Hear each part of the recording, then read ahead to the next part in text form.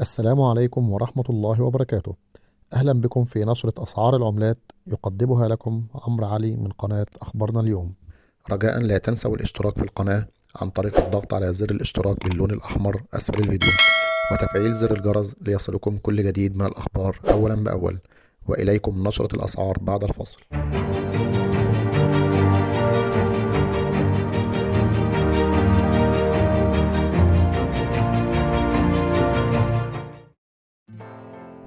أهلا بكم.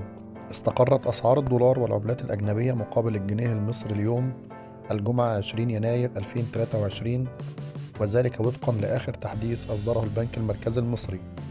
وكانت أسعار العملات كالتالي: الدولار 29 جنيه و77 قرش للشراء و29 جنيه 88 قرش للبيع.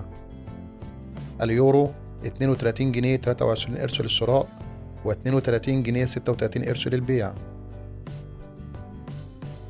الجنيه الاسترليني 36 جنيه 78 قرش للشراء و36 جنيه 93 قرش للبيع. الريال السعودي 7 جنيه و92 قرش للشراء و7 جنيه 95 قرش للبيع.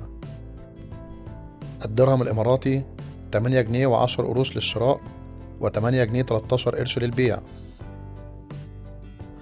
الدينار الكويتي 97 جنيه و50 قرش للشراء و97 جنيه 89 قرش للبيع. وفي النهاية نشكركم على متابعتكم، ولا تنسوا الاشتراك بالقناة وتفعيل زر الجرس ليصلكم كل جديد من أخبار وأسعار خلال اليوم.